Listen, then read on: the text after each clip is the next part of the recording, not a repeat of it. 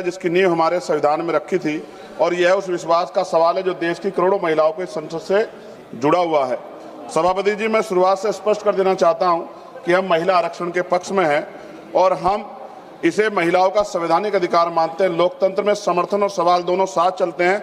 मेरी तो सरकार से मांग है कि आधी आबादी 50% है, 33% की उनको बढ़ा के 51% कर देना चाहिए।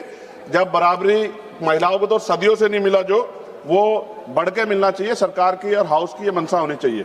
सभापति जी, लेकिन आरक्षण से पहले सुरक्षा के बारे में तो बताना चाहिए कि एनसीआरबी का डेटा क्या कह रहा है। तमाम सरकारों में महिलाओं पर हिंसा हो रही है, इसका जवाब भी सरकारों को देना चाहिए कि जब महिला सुरक्षित नहीं होंगी तो उनके अधिकार की रक्षा कैसे होगी।